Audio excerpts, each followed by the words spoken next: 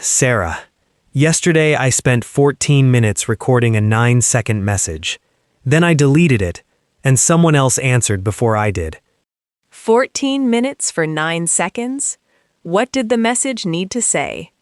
My coworker Daniel asked, "Did tomorrow's meeting time change?" I knew the answer. We were starting at 9 instead of 10. So you only needed to say, yes, we start at 9. I know that now. But when I pressed record, I said, "Hi, Daniel. I just wanted to let you know that, according to the new schedule, the meeting has been moved to 9. It sounded too formal, so I deleted it. Then your mind started editing. Grammar, tone, pronunciation, everything. I changed "was moved" to "has been moved," changed it back, and recorded the message again. Did you send any version? No. A few minutes later, Daniel wrote, "No problem. I asked someone else." That must have hurt. It did. I had the answer. I had enough English. But my thoughts became louder than my voice, and the moment passed. That is the real problem. You were not silent because you had nothing to say. You were silent because you were trying to say it perfectly. My mind was checking 5 things while Daniel was waiting for one number. Then let's give him that number. Daniel asks, "Did the meeting time change?" Yes, we start at 9. Clear, friendly, useful. Now try a slightly longer answer. Yes, it changed. We start at 9. Both answers work. Simple English is not weak English. In a real conversation, a short sentence that reaches the other person is stronger than a perfect sentence that never leaves your mind. So I did not need to prepare the whole conversation. I only needed to answer the question in front of me. One question, one clear answer, then the other person responds, and the conversation grows from there. I usually try to imagine every possible question before I speak. And while you are planning the future, you miss the present. A conversation is built one small turn at a time. That already makes the problem feel smaller. If this happens to you too, stay with us. This is the Easy English Podcast from English Life Channel. I'm Sarah. And I'm Alex. Today, we are learning how to stop overthinking and start speaking with clear, natural English in messages, phone calls, meetings, and everyday conversations. If these conversations help you, subscribe to English Life Channel. Now let's return to the fear behind that deleted message, because it did not begin yesterday. No, I think the deepest fear was that Daniel would hear one mistake and decide my English was bad. So one small message became a test of your entire ability. Yes, I never judge a friend for correcting one word, but I judge myself immediately. One sentence cannot measure your English. People stop, restart, forget words, and change direction all the time. Speaking is naturally imperfect because it happens in real time. Then the first change may not be learning 100 new words. It may be giving myself permission to use the words I already have. Connection before perfection. I wish someone had told me that years ago. There is a reason that sentence feels personal, isn't there? There is one moment from school that I still remember. I do not think I have ever told you about it. Then tell me now. Take your time.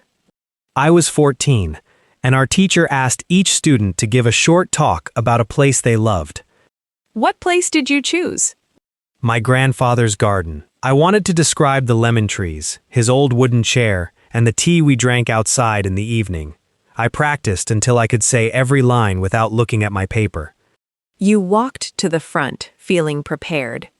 Completely prepared. Then I said, "Last summer I have spent many evenings in my grandfather's garden." The teacher stopped me immediately. She said, "Not have spent, say I spent. Start again." So you started again under more pressure.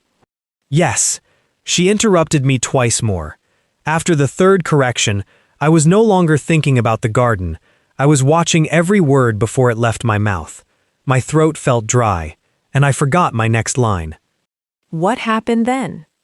The room became silent. The teacher said, "You practiced this, didn't you?" I looked down at my paper and finished as quickly as I could. What did you tell yourself afterward? Never speak until you are sure. And that old rule followed you into adult conversations. Yes, Daniel was not my teacher, but my body reacted as if I were being graded again. Sometimes an old classroom follows us into new rooms. You may be in an office, a cafe, or your own home, but part of your mind is still waiting to be corrected. Then I tell myself I need more grammar, more vocabulary, and a better accent before I can speak. Learning more can help, but knowledge alone does not make speaking feel safe. Small, successful experiences do. You speak, survive a mistake, and discover that the conversation continues. Speak, make a small mistake, and stay in the conversation. Yes. Give yourself a second sentence. What do you mean by a second sentence? Imagine you say, "Yesterday, I go to the market." You notice the mistake. You can stop and feel embarrassed, or you can repair it naturally. How would that sound? Yesterday, I go to the market. Sorry, I went to the market. I needed some fruit. So the correction is not the end of the conversation. It is only a small turn in the road. Precisely. Correct the word if you want to, and keep moving. Yesterday, I go to the market. Sorry, I went to the market. I needed some fruit. That sounds natural. You noticed the mistake, repaired it, and finished your thought.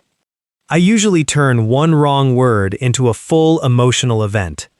With a beginning, a middle, and a dramatic ending. Haha, yes. Meanwhile, the other person probably forgot the mistake 3 seconds later. Here is another way to make speaking easier. Instead of waiting silently for a perfect answer, begin with a small bridge phrase. A bridge phrase? A short phrase that gives your mind time while keeping you inside the conversation. You can say, "That's a good question," or "Let me think for a second." You can also say, "I'm not sure how to explain it, but I'll try." Those phrases sound much better than staring at the other person with fear in my eyes. They also show that you are still present. Silence can make you feel trapped, but one small phrase opens the door. Let's try one. All right, Alex, what do you enjoy most about learning English? That is a good question. I think I enjoy the moment when I understand something without translating it. There was a short pause, but the conversation never stopped. The phrase gave me time to find my real answer.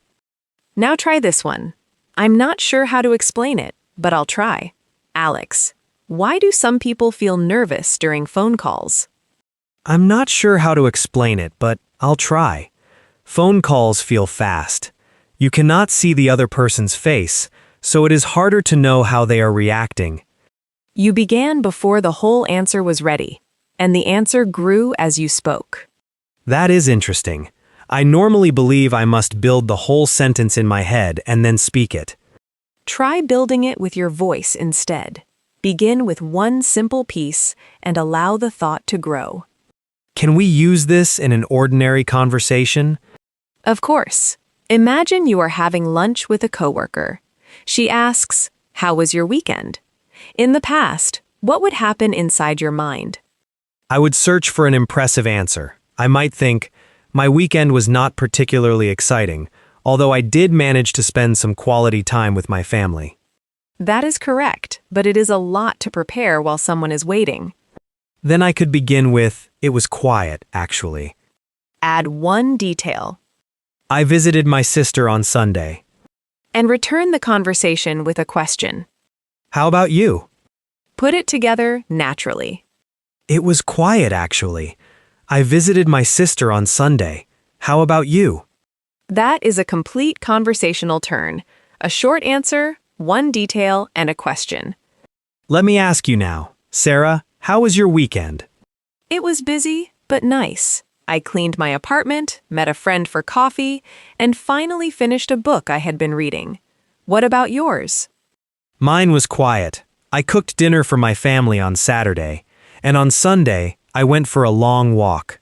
There, we are talking naturally. Neither of us planned every sentence before the conversation began.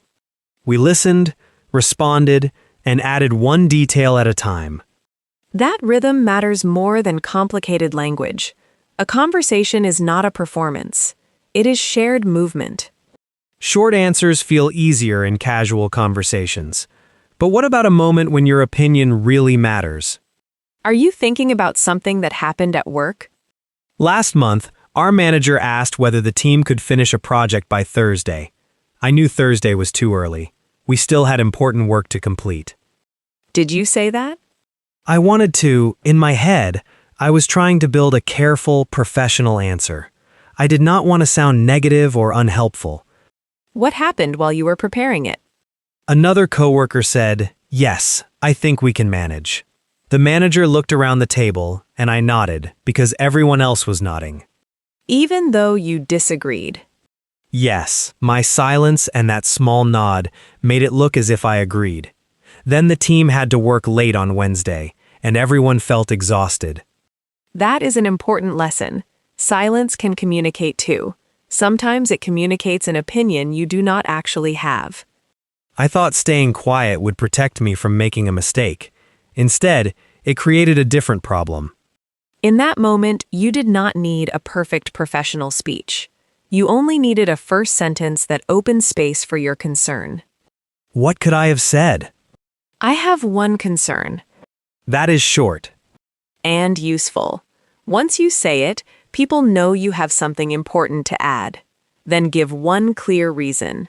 The team may need another day. And after that?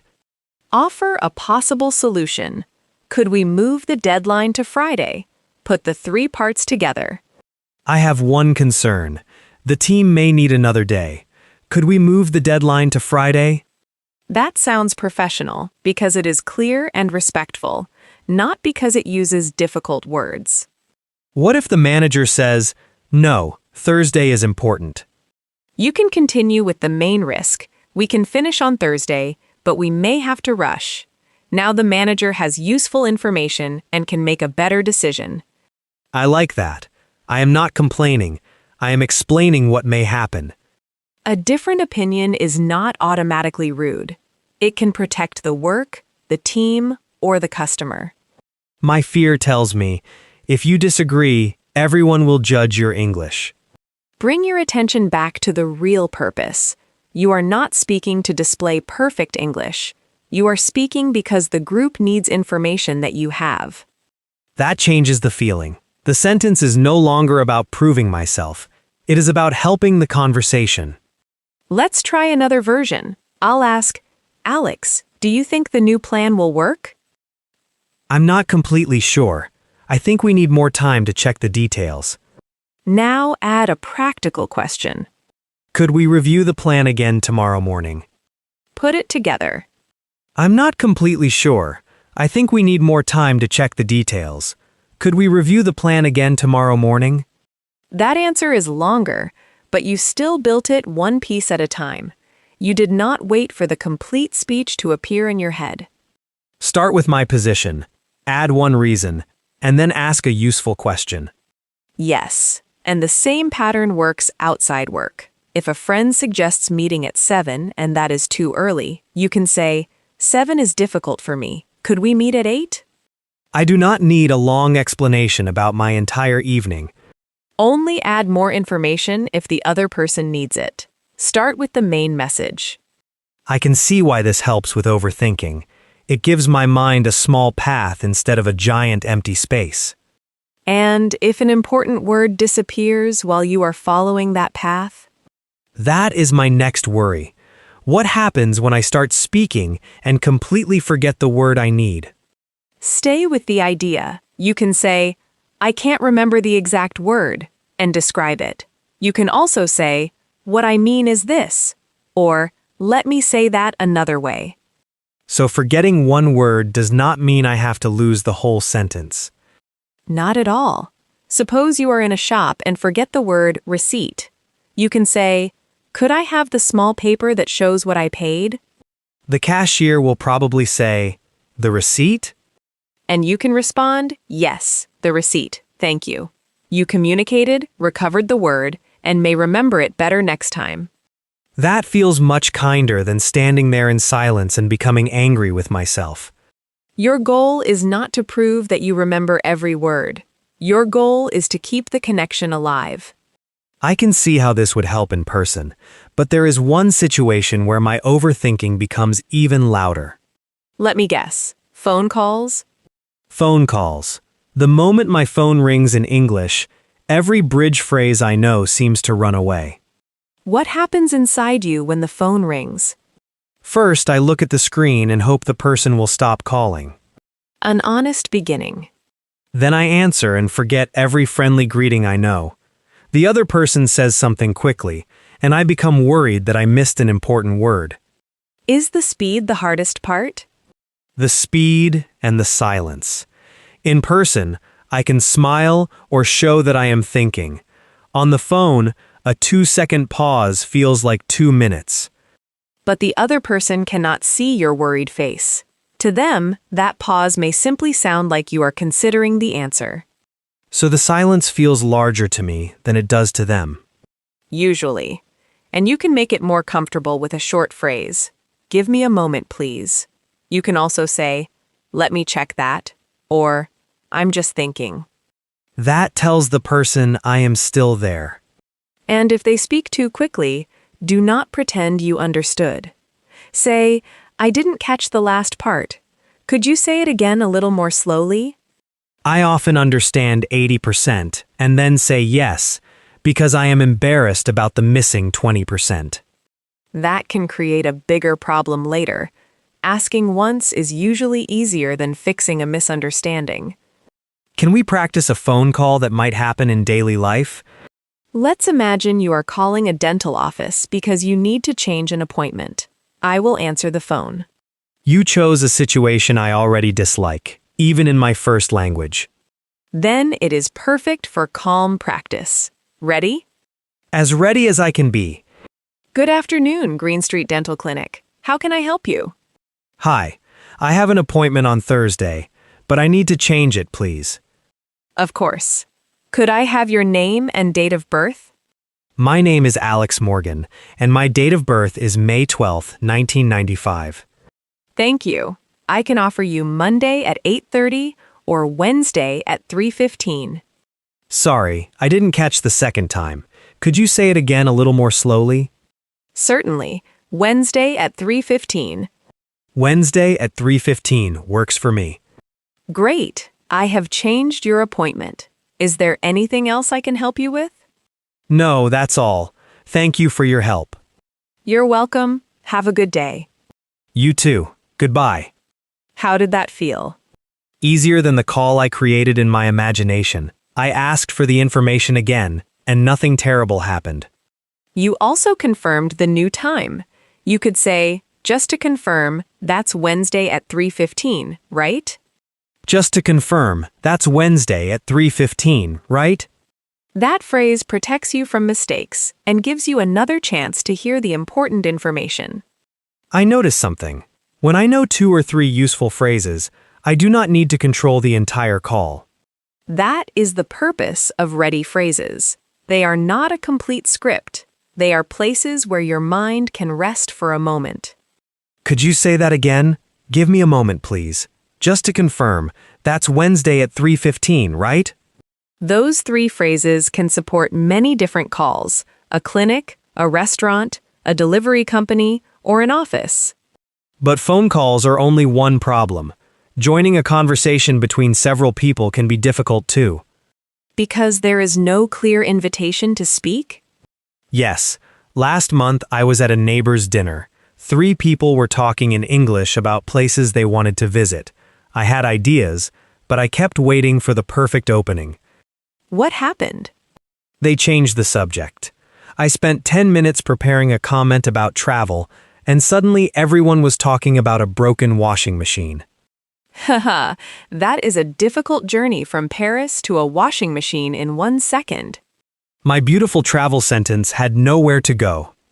In a group, begin with a reaction that connects to what someone just said. If a person says, I would love to visit Japan, you could enter with, me too. I've always wanted to see Kyoto. Short and connected to the current topic. Or ask a natural question. What would you like to do there?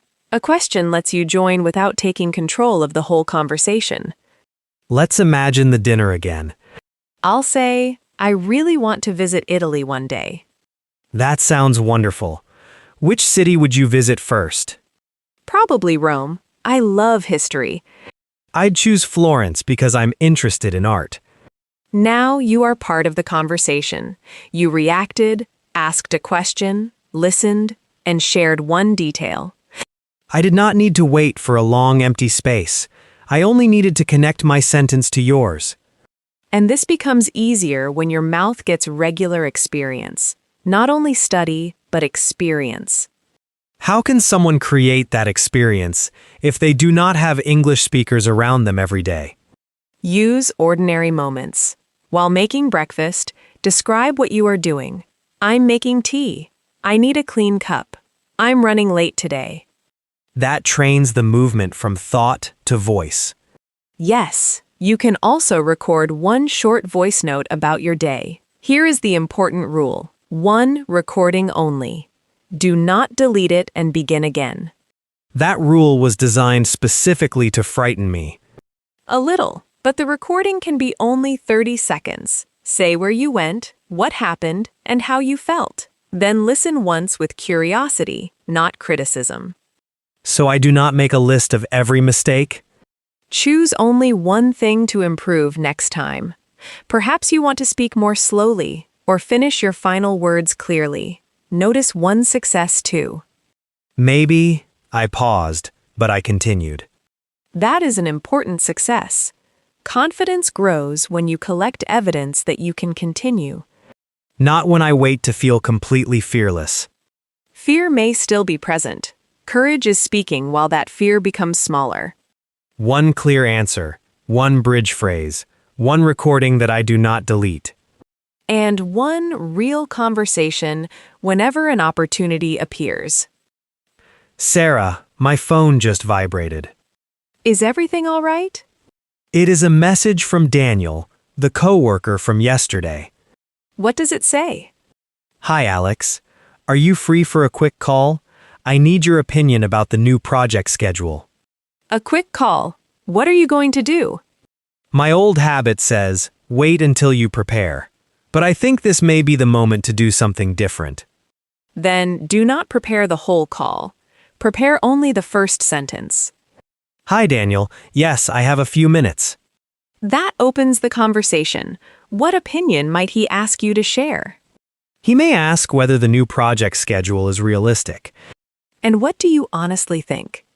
I think it is too tight. The team probably needs one more day. There is your answer. Say it as if Daniel were on the phone now. I think the schedule is a little too tight.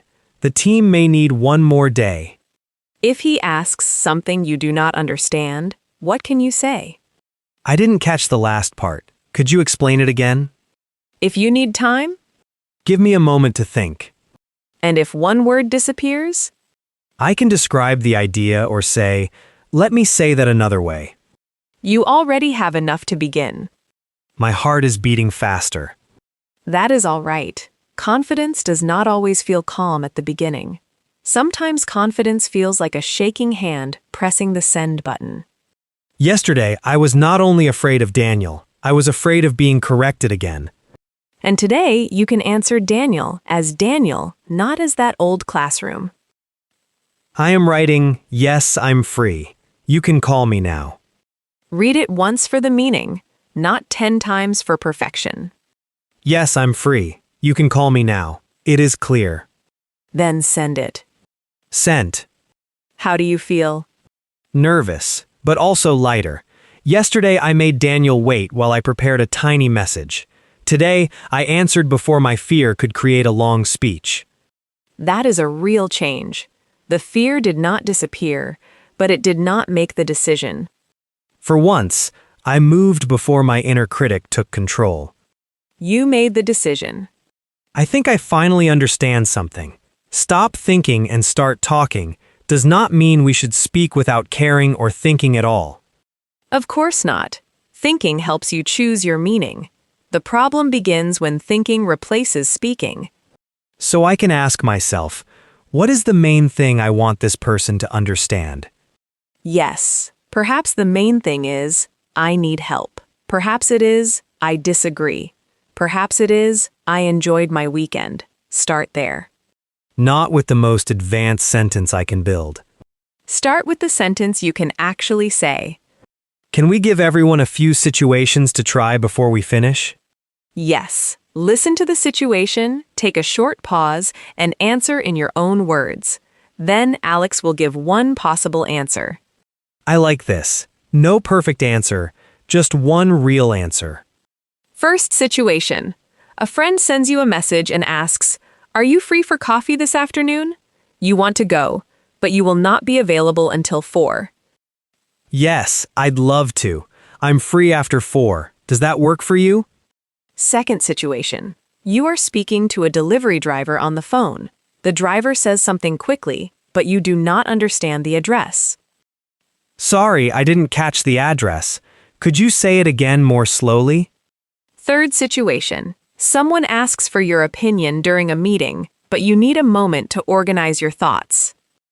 That's a good question. Give me a moment to think. I believe we should speak to the team before we change the plan. Notice what happened in every situation. You did not give a long speech. You entered with one clear sentence and allowed the conversation to grow. And if my answer is different from yours, that is fine. It should be different. Your English voice is connected to your life, your experiences, and your personality. I used to believe confidence would arrive one morning after I had studied enough. Confidence usually arrives in smaller ways. It grows when you ask a question, even though your voice shakes. It grows when you forget a word, describe it, and continue. So confidence is not something I wait for. It is something I build through small speaking moments.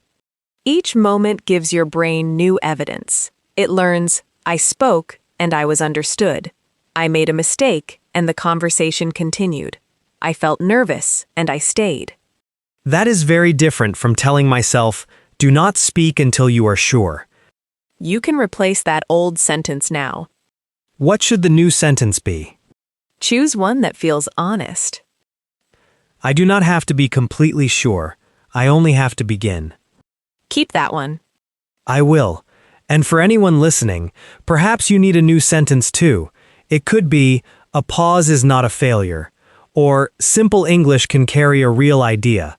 Or, I can correct myself and continue. Say your sentence slowly, as if you are speaking to the part of you that still remembers an embarrassing classroom, a difficult meeting, or a conversation you were too afraid to join. I do not have to be completely sure. I only have to begin. Now take that sentence into the next 24 hours. Choose one small action. Answer a message without rewriting it again and again. Record a 30-second voice note without deleting it. Ask one real question. Keep the action small enough to do, but real enough to matter. And when the moment comes, do not wait for your fear to disappear. Breathe, choose the main idea, and give yourself a first sentence. Your first sentence does not need to be impressive. It only needs to open the door. If this conversation helped you, subscribe to English Life channel and share it with someone who understands English but often feels afraid to speak. In the comments, tell us where you will start talking today. Maybe on a phone call, when someone asks your opinion, or when you meet a new person. Writing the sentence gives you an intention. Speaking in the real moment turns that intention into progress. Daniel is calling now. Then, this is your moment. I am still nervous. You do not have to feel ready. You only have to begin. All right, one clear sentence. You have it. Thank you, Sarah, and thank you to everyone who stayed with us.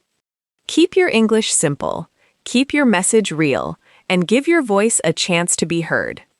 Stop waiting for the perfect sentence. Start with the one you can say today. This was the Easy English podcast from English Life Channel. I'm Alex. And I'm Sarah. Take care, keep speaking, and we'll be with you again soon.